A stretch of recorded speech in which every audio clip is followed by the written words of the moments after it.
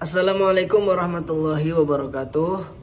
Perkenalkan, saya Muhammad Fadli Azhar Maulana dengan NIM 221221066 dari kelas 2B Prodi Bimbingan dan Konseling Islam semester 2. Di video kali ini saya akan memaparkan satu materi guna memenuhi ujian akhir semester di mata kuliah Ulumul Hadis. Oke, di video kali ini saya akan membahas tentang takhrij hadis, yaitu meliputi yang pertama pengertian takhrij. Apa sih pengertian takhrij itu? Kemudian yang kedua ada metode di dalam takhrij hadis. Apa saja metode-metode yang digunakan para ulama dalam takhrij hadis. Kemudian yang ketiga ada contoh-contoh takhrij hadis. Kemudian tujuannya apa sih mentakhrij hadis? Dan yang terakhir ada manfaat takhrij hadis. Yang pertama, pengertian hadis, takhrij hadis. Secara etimologi, takhrij hadis berasal dari bahasa Arab, yaitu khoroja, kemudian takhruju, takhrijan, yang berarti mengeluarkan. Jadi, takhrij al-hadis itu mengeluarkan hadis yang berada di kitab-kitab hadis yang asli untuk mengetahui rangkaian sanadnya. Kemudian, bahwa ahli hadis juga menyamakan kosakata dari akhroja dengan takhruju yang berarti mengeluarkan hadis beserta periwayatnya dari isi kitab.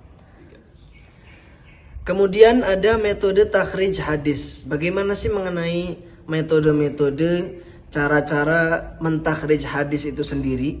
Nah, baik, di sini saya akan memaparkan dari Al-Mahdi dan At-Tahan mengemukakan bahwa ada 5 metode takhrij yang dipaparkan oleh beliau. Nah, langkah pertama yaitu takhrij melalui periwayatan pertama, ar-rawi dan al-a'la. Periwayatan ini, langkah pertamanya dari metode ini adalah mengenalkan nama perawi pertama dari hadis yang akan ditakhrij. Siapa sih perawinya, nama perawinya siapa? Kemudian yang kedua ada langkahnya mencari nama perawi yang diinginkan dari kitab Al-Athaf atau Al-Musnad. Nah, apabila nama perawi pertama sudah ditemukan, kemudian yang kedua dicari hadis yang diinginkan di antara hadis-hadis yang tertera. Kemudian dijelaskan bahwa kitab Musnad adalah penyusun dari hadis tersebut yang berdasarkan ada nama-nama sahabat atau nama-nama tabi'in sesuai dengan urutan sifat tertentu. Yang kedua ada takhrij dengan tema, yaitu atau bil maudhu'. Nah, takhrij ini dengan penelusurannya dalam hadis didasarkan pada topik seperti bab. Contohnya as-sunnah.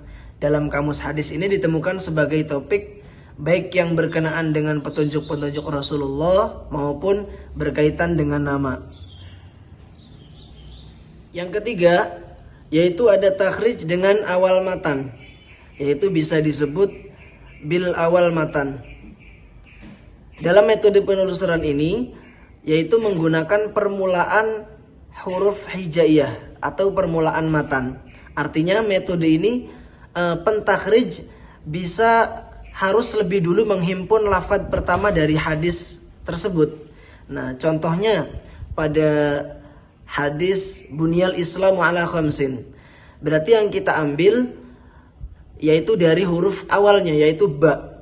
Nah, kemudian setelah itu huruf yang bersambung dengan ba atau yang setelahnya dengan ba itu kan nun. Berarti kita ambil huruf nun dengan sesudahnya dan seterusnya sesuai urutan hurufnya.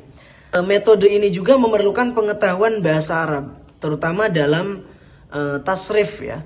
Karena pemula huruf hijaiyah ini juga memerlukan tasrif seperti fi'il itu fi'il madhi, fi'il mudhari, fi'il amr, fi'il nahi, kemudian isim fa'il, isim maf'ul dan seterusnya dan lain sebagainya. Yang keempat ada takhrij dengan kata atau bil lafz. Metode ini dapat ditelusuri dengan hadis melalui lafaz matan baik itu dari awal maupun tengah ataupun akhir juga bisa. Nah, lafaz ini mempunyai akar kata yang dapat berubah-ubah bentuk katanya. Yang kelima ada takhrij dengan status hadis, yaitu bisifah al-hadis. Dalam metode ini dapat ditemukan pada kitab Al-Azhar, Al-Mudassirah fil Akbar, Al-Mutawattirah karya Al-Imam Suyuti yang memuat hadis mutawatir.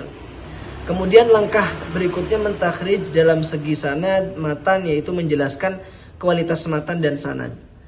Bagi para peneliti, hendaknya melanjutkan kegiatan takhrij sampai mengemukakan dan menemukan informasi yang ingin dicapai. Kemudian yang terakhir yang akan saya bahas yaitu tentang kitab-kitab takhrij. Apa saja sih kitab-kitab takhrij yang telah disampaikan, yang juga dimunculkan oleh para ulama-ulama kita terdahulu? Kitab-kitab takhrij hadis yang pertama muncul adalah kitab yang dikarang oleh Al-Khatib Al-Baghdadi pada tahun 463 Hijriah, yaitu yang kitab yang muncul tadi, kitab Al-Baghdadi. Kemudian ada takhrij Al-Hadis Al-Muhadzab karya Imam Muhammad Ibnu Musa Al-Hazimi Asy-Syafi'i. Kemudian juga ada takhrij hadis tafsir Al-Kaishaf karya Jamaluddin Abu Muhammad Abdullah Ibnu Usuf Al-Zaila, wafat pada 762 Hijriah. Dan masih banyak kitab-kitab takhrij yang dicetuskan oleh para ulama-ulama terdahulu. Tujuan dari takhrij al-hadis yaitu yang pertama mengetahui eksistensi suatu hadis. Apakah benar yang ingin diteliti itu terdapat di dalam buku hadis atau tidak, itu dapat kita ketahui. Kemudian yang kedua, mengetahui sumber otentik suatu hadis. Dari buku hadis apa saja yang didapatkan. Kemudian yang ketiga, mengetahui ada beberapa tempat hadis tersebut dengan sanadnya yang berbeda di dalam sebuah buku hadis atau di dalam beberapa buku induk hadis. Kemudian untuk mengetahui kualitas hadis. Manfaatnya mempelajari takhrij hadis yaitu mengetahui referensi beberapa buku hadis. Yang mana dengan takhrij ini seseorang dapat mengetahui siapa yang meriwayatkan hadis yang diteliti dalam kitab hadis yang didapatkan. Kemudian menghimpun sejumlah sanad hadis. Dengan takhrij juga seseorang dapat mengemukakan atau mengetahui sanad yang bersambung dan yang terputus. Dan juga mengetahui kadar kemampuan perawi dalam mengingatkan hadis serta kejujuran dalam periwayatan. Sebelum lanjut, jangan lupa like dan subscribe, lalu tekan loncengnya. Kemudian yang akan saya sampaikan yaitu tentang hadis yang berkaitan atau yang berkenaan dengan bimbingan dan konseling Islam. Pada kesempatan ini saya akan menerangkan atau membacakan hadis tentang pribadi, yaitu tentang hadis jujur dan amanah. Jujur dan amanah ini penting sekali untuk pribadi kita dan dapat diimplementasikan dalam kehidupan sehari-hari kita, dan juga bahkan kita dapat mengamalkan hadis ini, yaitu yang berbunyi An Abi Hurairah radhiyallahu anhu an Nabi sallallahu alaihi wasallam qala man akhadha amwalan nasi yuridu adaaha addallaha anhu wa man akhadha yuridu itlafaha atlafuhu Allah, rawahu Bukhari. Yang artinya dari Abu Hurairah, Rasulullah sallallahu alaihi wasallam bersabda, barang siapa yang mengambil atau berhutang harta manusia dan ingin membayarnya, maka Allah melunaskannya. Sementara siapa yang berhutang dengan keinginan untuk menelantarkannya atau dengan tanda kutip tidak akan membayar, maka Allah benar-benar membinasakannya.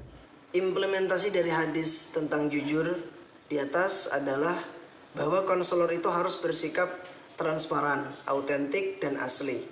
Sikap jujur ini sangat penting, harus ditanamkan di dalam seorang konselor, karena sikap yang pertama, sikap keterbukaan. Sikap keterbukaan itu yang memungkinkan hubungan antara psikologis yang lebih dekat antara satu sama yang lainnya, antara konselor dengan klien. Itulah hadis yang dapat saya sampaikan tentang bimbingan konseling pribadi. Kemudian yang dapat saya simpulkan dari takhrij al-hadis ini yaitu intinya mengeluarkan hadis yang berada dalam kitab hadis yang asli untuk mengetahui serangkaian sanadnya. Kemudian dalam pengertian hadis tadi di atas, yaitu kesempatan bagi para peneliti hadis, ulama, untuk mengadakan penelusuran dari sumber aslinya atau dari buku induk hadis untuk meneliti sanad dan matannya. Mungkin itu yang dapat saya sampaikan. Mohon maaf atas segala kekurangan. Wassalamualaikum warahmatullahi wabarakatuh.